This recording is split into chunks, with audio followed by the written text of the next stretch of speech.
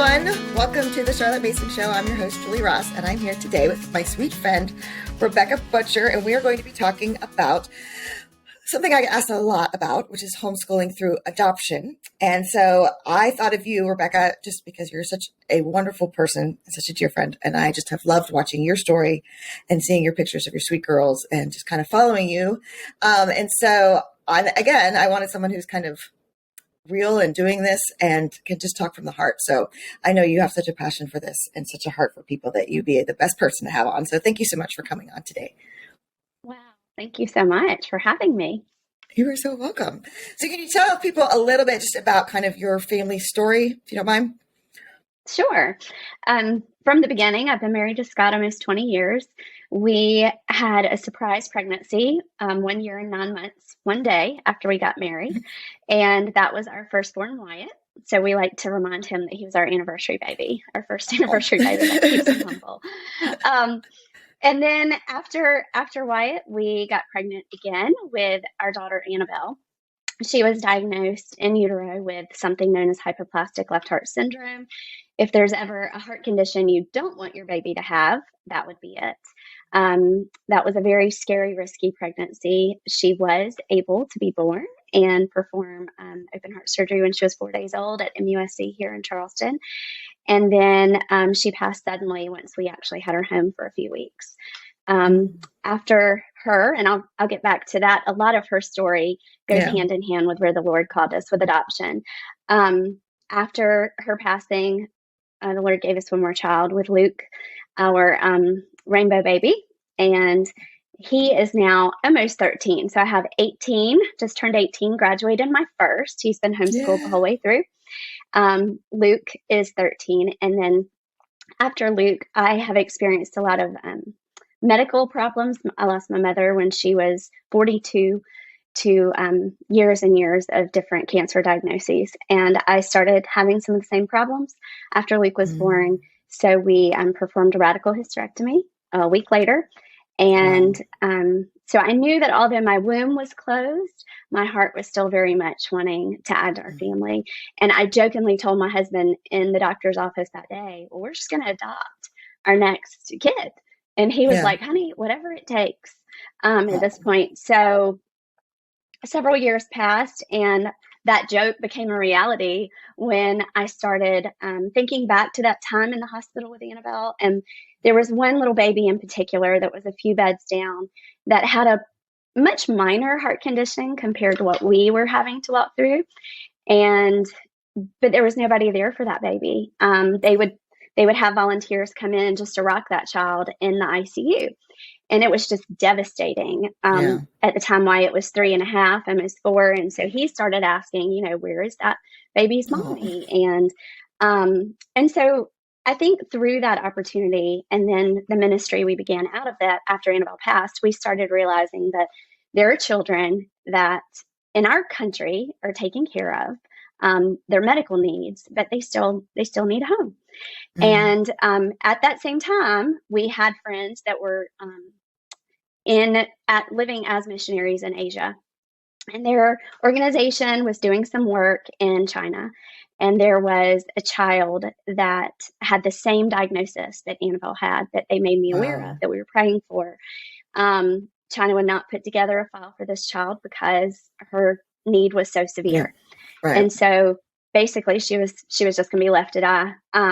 And eventually she did pass. But that also then took what we had learned at MUSC years prior and to open our eyes to realize there are kids all over the world that need homes that we could provide and that have much lesser needs than what we had gone through with Annabelle.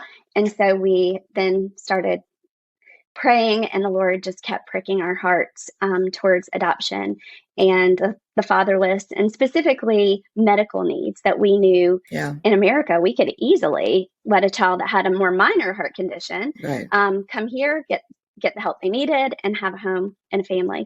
So the Lord worked on me first, not so much on my husband.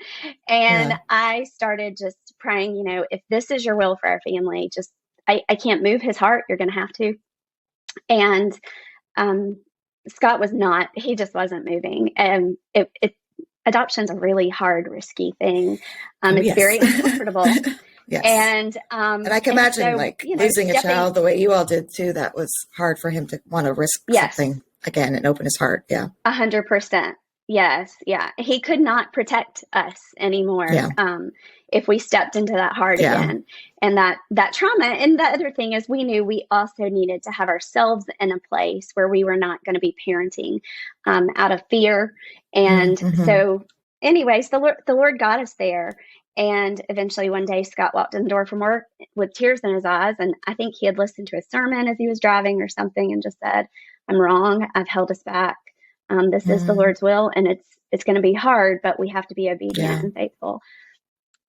And so we started the process the next day. Of course, the Lord would have it this way. Our first file that we were shown was a little girl who, it was the day before her first birthday, and she had a very minor heart condition on paper.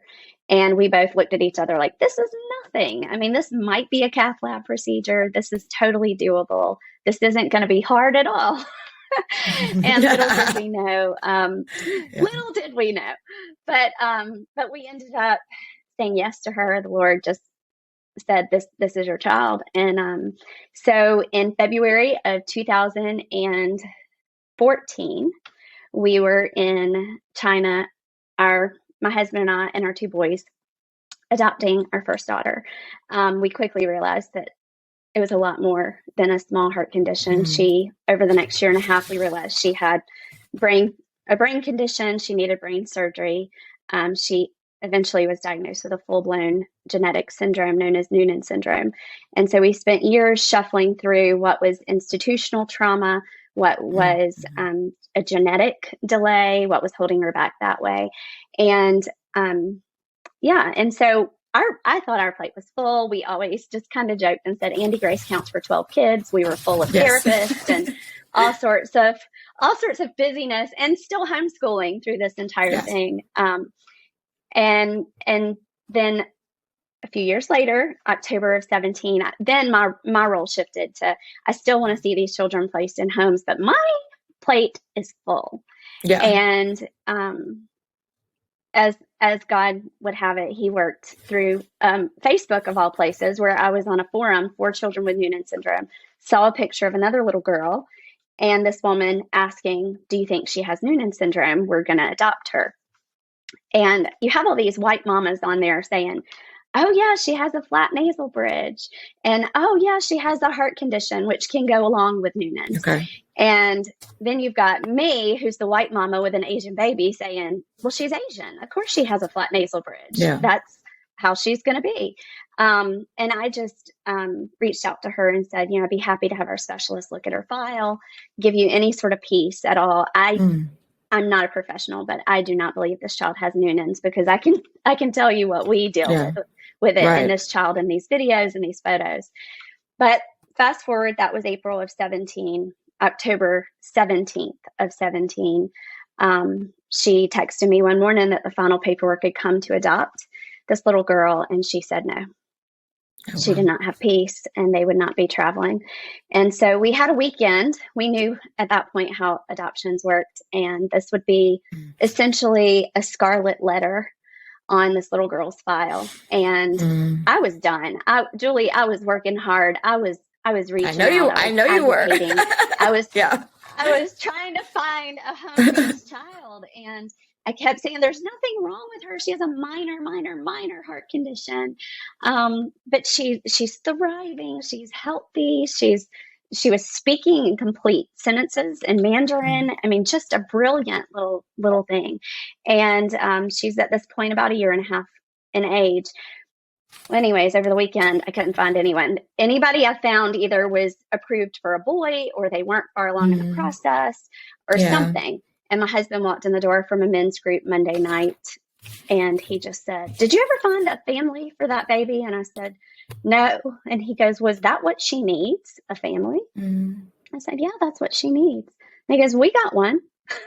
Oh, and the roles completely reversed, where I was one years ago just saying, "We got to do this, we got to do this," and now he's the one saying to me, "We have to do this now." And I'm looking at him, and I kid you, I called the adoption agency the next morning. I said, I know the mother that was going to adopt this baby. I have worked with her for months trying to help her receive medical information, any sort of piece that would help her Yeah. bring this baby home. And I said, but I know she didn't sign the paperwork Friday. I know you're going to get it this morning. And all I can tell you is my husband says we're going to adopt this child. And she was like, does that mean you want to? And I was like, I'm not sure. But and that was because with our first adoption, it was so hard. There was no immediate attachment. It was work. It was so much work. And I just felt like, Lord, I don't know if I have anything else to give. And anyways, 6 months later, fastest adoption on earth, from October 17th to April 16th. So one day shy of 6 months later, my oldest son, Wyatt, and I are on the other side of the world adopting this little girl. And quickly realized that really all she truly needed was a family. She has required no medical care whatsoever. Wow. And it's just a glimpse of all of God's goodness to us. She's just our little sunshine and joy bringer, and exactly what our family needed. And I love the pictures of them in their cute little matching Southern outfits. We have to find a picture to put in the show notes for people who want to see. But it's so sweet. And I think, has that been really helpful to have like the sister bond too? Oh, it's huge. They are truly best friends. Because of Andy Grace's differences, she's 9 now, almost 10. She keeps reminding me that because she gets her ears pierced at 10. That's a big passage for her. But for Eiley James is 6. She's turned 6 in March. And so we've had the girls home 8 years and 4 years respectively. But although they, there's a little bit of age, they truly are the best of friends. They entertain each other. They have been wonderful. Andy Grace is just a natural. I do have to wonder if she, in her biological family, was the firstborn, because she's so much that nurturing, mothering personality, that it's just like we gave her baby, her person. And it's just been a beautiful thing to watch their sisterhood unfold. They really truly are. We get the question all the time, are they sisters? And I'm like, well, yeah, they're sisters. Yeah, right. And then it's, no, are they really sisters? I'm like, yep, they are. They have no DNA that they share, but they are as strong of a bond as you'll ever find. Oh, well, thank you so much for sharing all that. I've just been so encouraged by watching that. And I know I'm sure that really helped a lot of people to hear that. And I think just a testament to you all's faith, right? And the Lord's faithfulness in giving you all. It's just been such a sweet story to see him kind of just bless you all through all of this. And it doesn't make it easy. And so, the part of the series is homeschooling through challenges. So it is challenging, right? But there's so much blessing in that. So how have you seen that like homeschooling has helped? And then we can talk about some of the challenges. Let's talk about the blessings first. Sure. Yeah. The blessings of homeschool is obviously, I had already seen through our oldest son and the grief and trauma. He was with me when our first daughter passed. And so I'd already seen the benefit to homeschooling in that attachment. We, even now at 18, we have an incredible friendship. And I know that was fostered through homeschooling in those, our first year when he was a kindergartner, I started homeschooling him and was nursing Luke simultaneously. And it just, at that season for all of us, it was crucial that we were together, that we had time, and that we were sitting on the couch and having a background in English. And for me, it's books. It was always about books. If we didn't accomplish anything else, we were going to cuddle up on the couch and we were going to read a good book. And so I quickly realized that those rhythms that we had already put in place, I am very much type A. And so what I've learned many years ago is I wanted a schedule. Now it's more of a rhythm and a routine to our day, just this natural flow that we have, that's that that we've built in, and it's so interesting. I mean, our children thrive off of that. My boys, even at a Mm. young age, were okay, this is what comes next. And Yeah. having those rhythms in there has immediately helped my girls to transition into this is what a family looks like. They had no Yes. Right. context of family. Right. They're both from institutions. Mm. For Andy Grace, especially, she was severely neglected. So for her, whatever woman showed up to give her a bottle was just the next person. Mhm. There was no attachment whatsoever. So for her, I had to teach her, and it took years. I'm actually staying, sweetheart. This Yeah. mama Yeah. is Right. not going anywhere. Yeah. And you know, when your first year and a half of your life is just whatever you have to do to survive, Mm-hmm. whoever you have to manipulate to accomplish that, and then to fall into our family where it's like, whoa, there's actually somebody that's going to feed you every meal, Mm-hmm. and it's going to be the same person. There's going to be someone that has expectations, that's habit training you, Mm. that's reading to you, and then it's the same person. That person's not going to change. And so having those things already established in homeschool for us was absolutely Mm-hmm. huge for the girls to transition. Another blessing is that we were able to receive in-home therapy where I could Mm. set the standards and the boundaries with the therapist that we had coming in. So I am unapologetically number one mama here. I am mother goose 1,000% through and through. And so knowing and having been trained so well, one book that I could highly recommend is The Connected Child.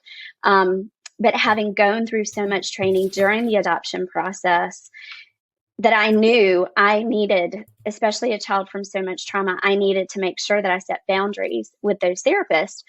Julie, we went through therapist after therapist that first year because they would not honor my boundaries. And I'd say, I don't want her in your lap. I know it sounds silly to you, but Mm. there's a real reason, because she's going to attach to you, and then Yep. she's going to see you just like she does me.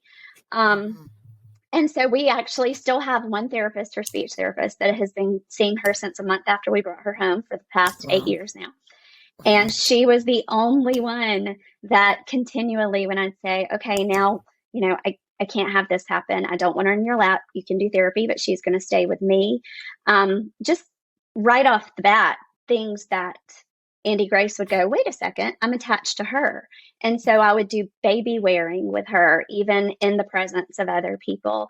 I did it with Eiley James too, and that sucker was she had just turned 2 when I brought her home. And I'm like, I'm going to have to see a Yeah. chiropractor Yeah. now Right. because this one is getting heavy. She was a big girl coming home. Andy Grace is always my little tiny peanut. Yeah. So she was much easier to wear. But cocooning, all these things that you are taught Mm. when you go through the adoption process, Mm-hmm.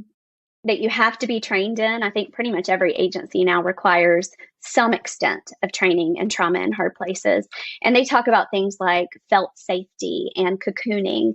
And the more and more we're going through the process the first time, and I'm reading these things, I'm going, this is homeschooling. Mm. We do this. We Yeah. cocoon. We're home.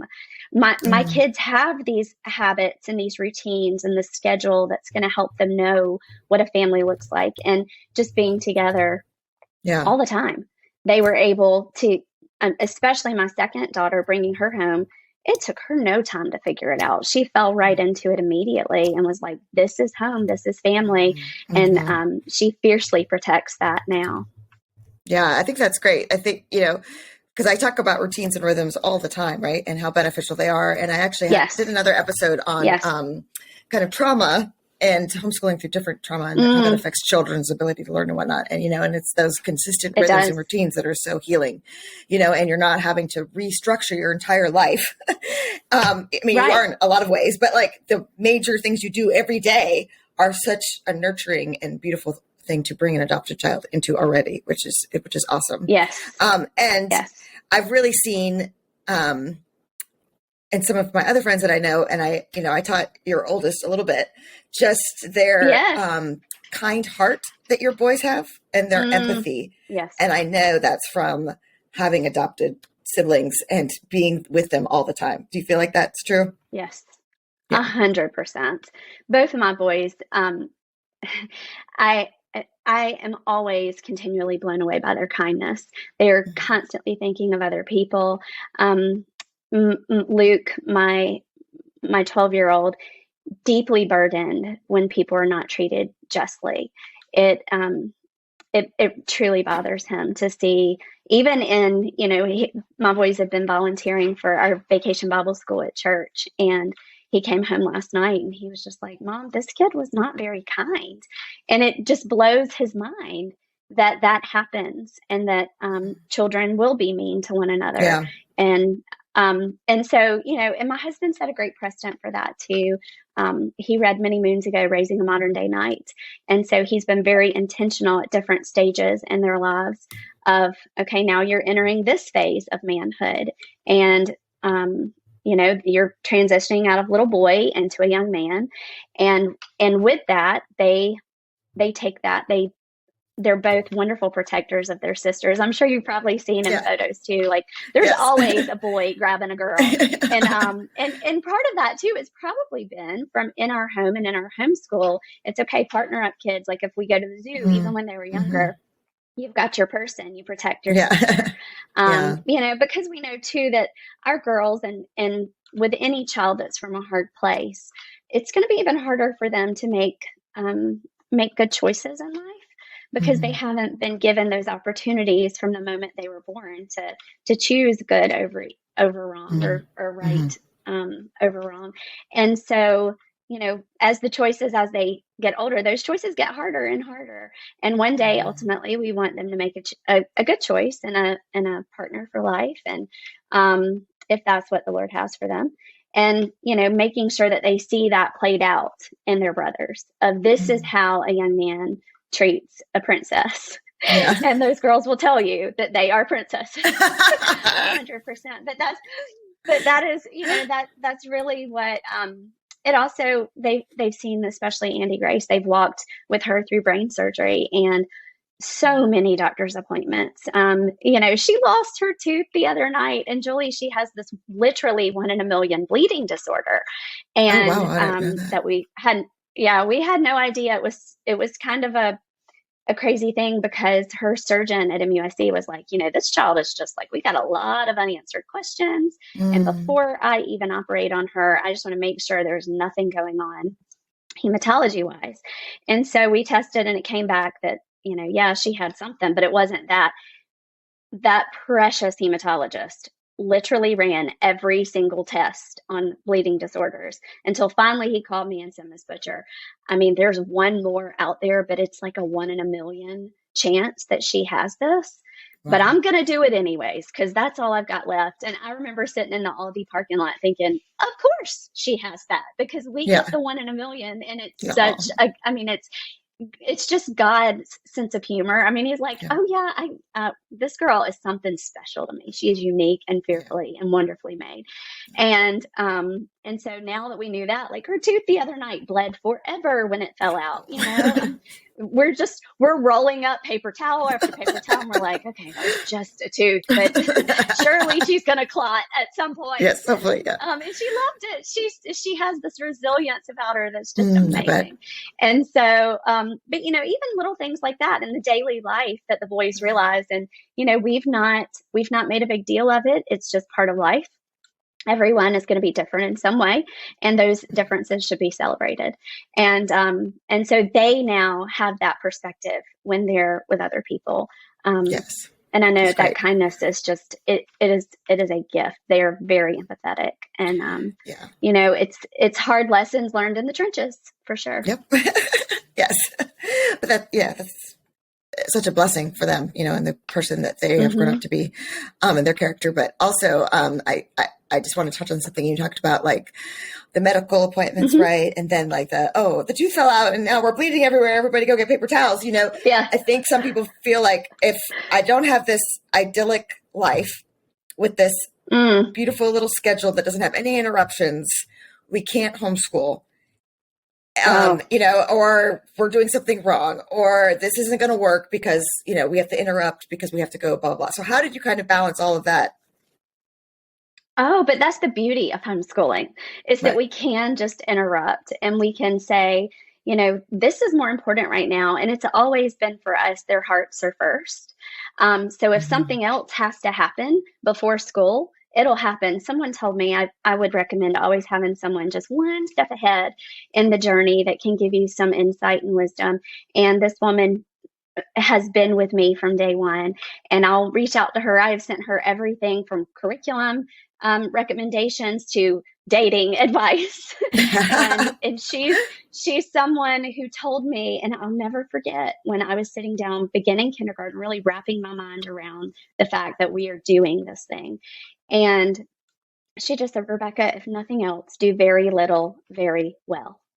And Yep. that has been something that stuck with me for the last 13 and a half years of on those days that we might have interruptions because, our rhythm's going to be thrown off a little. We have to go to the geneticist today, or we're going to spend 2 hours, driving to Charleston, going to see clinic, which is going to take an entire day. For Andy Grace has Mhm. to be her PRE malformation where she was decompressed. She has a patch that holds her brain in place now.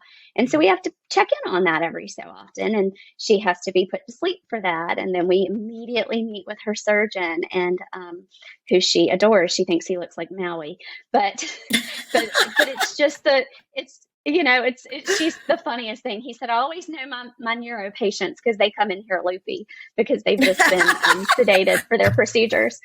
And she's just the sweetest thing. I have these pictures of her half out of it still, just laying on him Yeah. smiling Oh. because she knows this is the man that fixed my Mm. brain.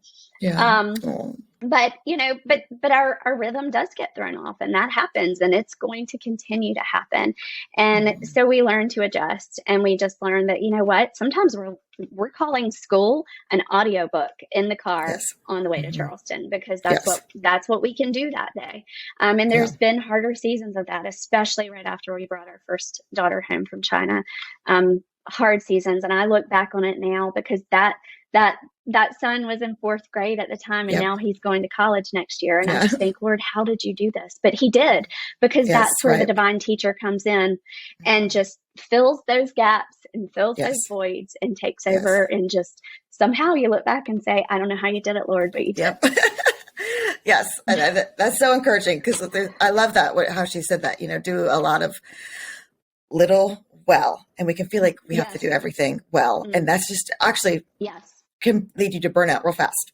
So it's focusing on, Very okay, what fast. can I do in this different season and being creative. And that, I mean, if anyone's listened to my podcast, I'm sure they've heard me say that a million times, right? Thinking outside the box and how can we be creative? But Yes. all those little Mm-hmm. seeds, reading that, listening to that Mm-hmm. audiobook, sitting in the doctor's office and reading this thing, learning patience, right? Learning how to Yes. navigate the medical world, all those life skills as well. All those little seeds, all those little ideas shape a whole person. And I love how you were saying, like, you just focused on, we're focusing on the heart here. We're doing the things that we can do and we're doing them well. And we're trusting the Lord to kind of fill those pieces. That's a Yes. beautiful statement. Absolutely. So are you your two girls, how has it gone Mm-hmm. homeschooling them? They're both school aged, right? Now, 8. They are. Yeah. Yeah. 9 and 6. 9 and 6. Okay. 9 and 6. Yeah. So, Andy Grace has been more difficult, mostly because the enemy had a heyday with me a few years ago, and really just said, I might have a background in education, but you don't have special ed, and I think this comes from a long line of educators in my home. My sister's a special ed teacher. My mother was Okay. a special ed teacher, Oh, wow. and they did and do their jobs beautifully for the public school system, but I kept thinking, I don't have these qualifications. Right. I can't do this. And I was listening to these outside voices. And what I eventually realized was just not truth. And I did go through a process of having Andy Grace evaluated by public school, thinking that might offer her a better opportunity. Only getting the night before to have her IEP meeting with everyone there, only to realize that my sister calls me and just says, Rebecca, home is always going to be the least restrictive environment for her. Yep. Always. I 100% believe in what I do, but I know that you can do this too.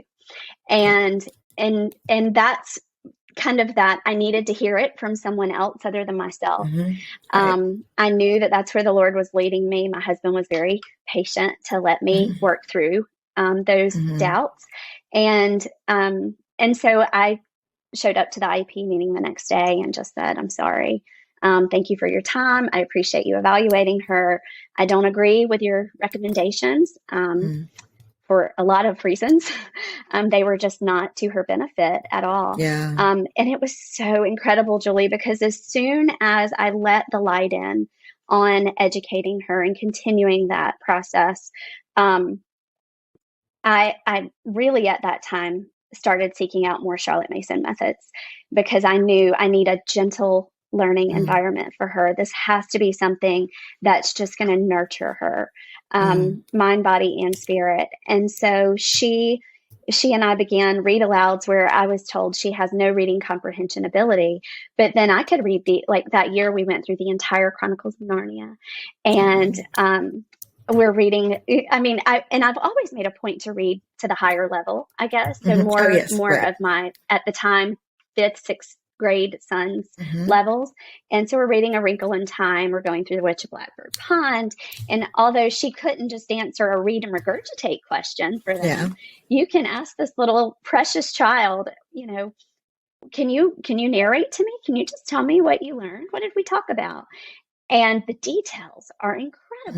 The things that would stick with her and still do, and the things she remembers. It's absolutely blows my mind. Her memory is incredible. Math skills, where they were going to put her in a self-contained class with nonverbal students. Now, her therapist did have a problem with that too. But even with that, I see this child that has done nothing but thrive. She is completely what I guess the world would say is on level with her math skills. She blows our minds with it. Wow. And so being able to homeschool her in a manner that really suits her as a whole person has given her an opportunity where I would never have expected her to do this well in any other setting. It's also pushed along my younger one.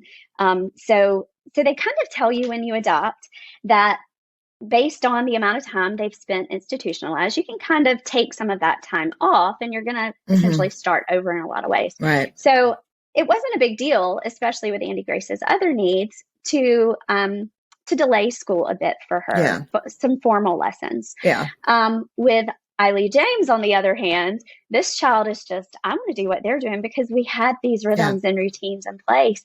And she's just kind of getting burnt out with, the magnets and the Montessori type things. And she's hopping in there to do watercolors. And she loves when we're doing hymn study and when I'm holding up, Monet and Da Vinci, and she's just, wow, Mom. And she'll even now point out paintings and know things that I just, I was like, I'm not holding this child back. We're going ahead. We're including her in this. She's ready for it. She loves it.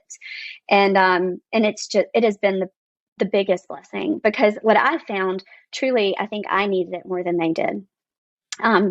These children just have an ability far beyond anything I could ever articulate or put into words appropriately, that the Lord has clearly always had his hand on them. What he needed to do was deep work in me. And so now I'm at this place where we're functioning and just loving where he's gotten us through being able to really mold our homeschool to our children and to our family and what works best for us.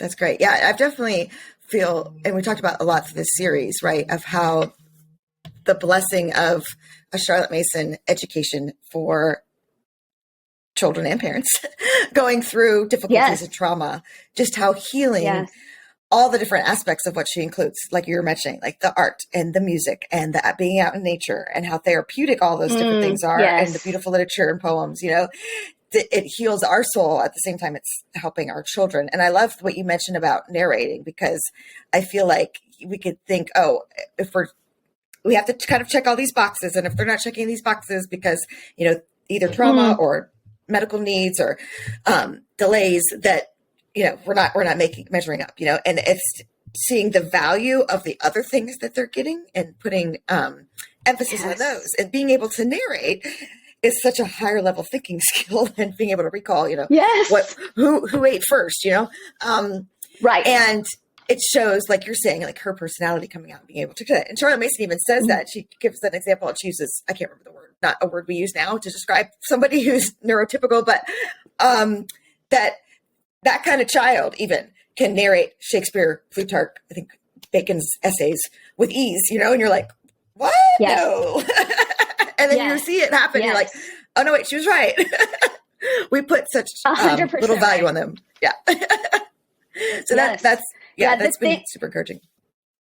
Go ahead. Yeah, the things that will come out of her mouth, even at dinner, and we kind of look at each other shocked. We're like, that's stuck. It is absolutely amazing. And I mean, our copy work this past year has just been scripture, and a lot of our memory work also. Yeah. And this child can rattle off verse after verse that she has just tucked away. Wonderful. And it's incredible. Yes. Yeah, that is so encouraging.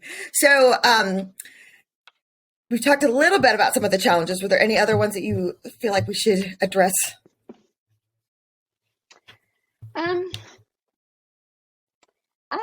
I will say, personally, one thing that has been a prayer of mine for a long time was a mother's helper, because one thing, a lot of adoption moms, I think other people perceive adoption moms as, well, if you're working so hard to cocoon and keep this child more to yourself, then we don't need someone coming in to watch them. And for a short period, I think that's true. Right. But over the long haul, especially as a homeschool mom, like, I am with my children all the time. And so if I was going to have a moment alone, I had to create that much earlier in the day, which is hugely important self-care, by the way, in this journey. But I'm so glad you brought that up. Yeah. But huge. But on top of that, I've just been praying for years of a mother's helper, someone that could come in and spend some time with the girls so that I have a minute to do something else. First things first. And if the hearts are first, then that might mean that the laundry is not done that day, or it might not happen until later. I even have a routine with laundry because that's type A, firstborn child here. But like, if I don't fold it until 8:00 at night when everyone's in bed, it's just, I didn't lose, lose. I gained that time with them. But I would say that's a challenge because other people don't really know how to approach you. They don't know, well, how much is too much? Should I offer my child as a helper? Should I offer myself if you're in a season of life where you might be an empty nester? I don't have I have my dad, but that would be a little weird. He loves to fish and do all kinds of boy things. So he's wonderful with the boys. And he is a tremendous help, but he's not going to come in unless I really ask him to and help to give me a minute. So thankfully there is 12 years between my oldest and youngest. And so I almost a little bit had that mother's helper built in. And the relationship, I think, is even stronger because of that, because we didn't have anyone else through the years. But that's something, even thinking to this next year when he's out of the home completely and away at college, of what's that going to look like? How am I going to create that time for myself? So that's definitely a challenge. And, not being too needy with it, but also knowing that is something that would be life-giving in this environment. No, I'm so glad you brought that up. We love our children. I think, yes, right. Yes. But we can't do it all. And so it's, right. Asking for help. And that was actually one of the other questions I was going to ask you is, how can us as a homeschool community support best what has helped you in terms of, people coming around you? And I get, you don't want a bunch of people coming in and out, especially at first when you're building that attachment bonds. But was there other things, or do you have thoughts of, I wish I would have had somebody do X, Y, Z? For me, more so, it's, I wish I would have had that. I think too, I'm just not a natural person. It's not my forte to ask for help. I'm one of those that just says, I can figure this out. I don't know what you're talking about. That's not me at all either. Not at all. No. Yeah, and it's just okay, this is kind of the cards that I've been dealt. This is how we're going to do it. Mm-hmm. And so I haven't really had that, but I've also not been Asking, right? I hugely get you. open with it either and asking. Mm-hmm. Mm-hmm. But in hindsight, I do think that that would have been very beneficial. Um, Something that the homeschool community is incredible in and of itself. So is the adoptive community. And Mm-hmm. so through social media, I was able to find two women, one that lives in Georgia, one that lives in Texas. I've never met them face to face, but I could tell through what they were sharing with their posts, their blogs, etc., that these are like-minded women. These are women that, because as you well know, not all homeschoolers are created equal. For a Right. season of our life, something like a hybrid might have worked better. Mm-hmm. But that's not where the Lord has us now. And we thoroughly enjoy where we are. So I want to learn and glean from others that are like-minded, kindred spirits in this journey. And so we Voxer each other. I mean, everything from, hey, what's your best science living book recommendation to, is this art study working for you? Or, I mean, it's been all kinds of things, as well as medical Yeah. stuff, because they're working Mm-hmm. through hard things also. They have children Yeah. with medical needs. They understand attachment and the benefit of homeschooling. One of them was homeschooling before she adopted her Okay. children. So we have a lot in common with that too. She has some older boys as well. The other one, interestingly enough, public schooled her three older children and then homeschools her adopted children for a lot of the reasons that we've discussed. But having someone else that's in the journey that you can just reach out to at a moment's notice. Know that we're busy. It might be a day or two before you hear back. Sometimes it might be 5 minutes. But just knowing, okay, I know someone who would get this question and would understand why I'm asking it. There's been a lot of books that have been wonderful for me too. Yeah, if you could Interestingly put some enough, of a lot those of them. and I'll put them in the show note Sure. links too. That'd be great. Yeah. Yeah, lots of books that I've enjoyed reading and rereading that I'll find myself going back to for encouragement. I'm trying to think. Also, if you have a co-op, if there is something like that that would be beneficial to where you are. I know for us, when we first brought Andy Grace home, my boys went to a hybrid homeschool, mostly because I needed to fit in therapies and I didn't want that to compete with our time together as a family. So I would schedule her therapies on the days that they went to that hybrid homeschool. So, understand that it might just be a season that you're going to have to utilize these different resources. Outsource things if you have to. I can't stand math. I mean, I really can't. Me either. I'm liberal arts through and through. Yep. I somehow graduated university and I took astronomy to get out of a math class.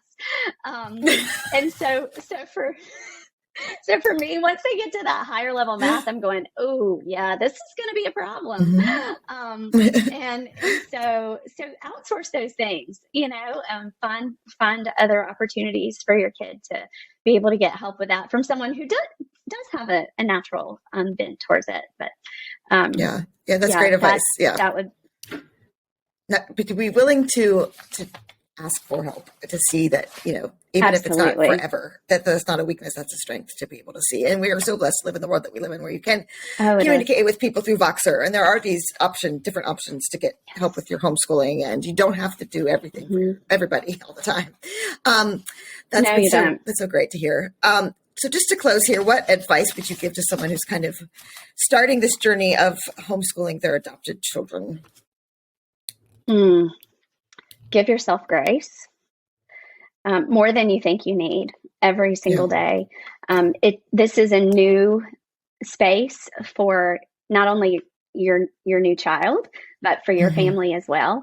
So give your other children, if you have those, give them grace as well. It's going to have a huge learning curve with it, and it's going to be one step forward, two steps back for a while. Make sure you take time for yourself. Whatever it is. I've always said three things. There's going to be something every day that I get to do, that I get to read, and that I get to either eat or drink that brings me life. I love that. That's so great. Getting I like on those three things. Thank you. Yeah. So for me, a lot of times it's stacking habits. That's another tip there. So Hmm. stack habits that you have because you need to maybe create more margin and more time in your day for other things. And so I love podcasts. I really love books, and I don't get to sit down and read as long as I'd like. I got burnt to a crisp the other week at the beach because my two precious girls were playing in the surf for 3 hours, Julie. That's Three awesome. hours Oh, so just sweet. in creation. Absolutely loved Mm. it. And I got to sit there and read a book cover to cover. And I paid for it because I didn't have enough sunscreen in. But but it's, I don't have 3 hours in a typical school day to sit down and read a book cover to cover. Yeah. So I'll stack habits. I have to move my body, especially with my autoimmune diseases. Moving my body first thing in the morning is huge. So I will get on the treadmill or go outside up and down when it's not so hot. I'll go walk up and down our dirt road for Yeah. a while, and I'll listen to a book because then I get to read Yes. and walk at the same time. Stacking those things huge. I listen to podcasts also, Yeah. sermons. I love a good sermon. There's a couple of pastors that I like to listen to, and so I'll do those things at the same time. Um, Mm. don't be afraid to ask for help. Just don't be afraid. It's really scary to do that, and if you can't Mm. find that community, create it. I Yes, had that's to great do advice. that after our second adoption. I just found locally, I had a couple people further away, but I needed someone that I could sit down on Saturday morning and have a cup of tea with and just say, this is hard. And I know I Mm. can't share this with anyone else because they're Yes, just right. not going to understand. Understand. Hmm. And yeah, and so creating that community and finding those people, and it took a lot of work. I mean, it was months of different people coming in and out, of hosting Bible study that's more towards adoptive and foster families, and then realizing, okay, well, you know, this is somebody that we really are on the same page with things, and finding that community, and then making time for it. So for me, I can't easily do that. It really bothers me if our morning rhythm gets off too Oh, yeah, me much. too. And so a lot of times, I'll make that on Saturday mornings where I know that the kids can be watched and I can get away. It gets Yeah. me out of the house for a couple hours. And so I really enjoy that. Um, and back to do very little, very well, if that's all you can do. Hmm. Just know that you don't, like you said, you don't have to check all these boxes, that God's grace is sufficient, that Hmm. He will fill those gaps and those voids for you. Just stay faithful in those little things, just right Yeah. where He's planted you. You don't have to take on the world. Just focus on where He has your feet. My husband says to the boys all the time, be where your feet are. And Mm. I have to repeat that to myself. Just be where my feet are. If my feet are right here, then I'm not going to worry about what's going on in the world. I'm going to be here and show up and be present for the children that the Lord's entrusted to me. Mm-hmm. Yeah. Oh my gosh. That is all of that is just like mic drop, great advice. Stuff I say a million times over. Oh, So thank you. I am glad everyone's hearing it. Again, I can't emphasize enough the importance of healthcare. I love that you're self-care, that you're, moving your body, that you're feeding yourself good things, and that you're feeding your emotional Mm-hmm. tank too with friendships and Yes. relationships. And it can be, like you said, that's hard work. Really do have to be intentional about making that a habit and Mm-hmm. scheduling that time, because you won't find that extra time. It will never happen if you don't make You that the have first to create thing. it. Yes. But, it can be so hard, especially when you are such a giving, caring, loving person like you, and you have these adopted children with all these needs, to go, put yourself last often happens. And then the burnout can happen real Yes. fast after that, because you are giving from a completely empty Yes. tank over and over and over again. So yeah, that is really Yes. great advice. So thank you so much for taking the time to talk to us. And I'll put in the show notes I wrote down a few, but yeah, if you could let me know some of the more books that you've read too, that would be great. Absolutely. All right. Well, thank you, Rebecca. I really appreciate you talking to us. Thank you.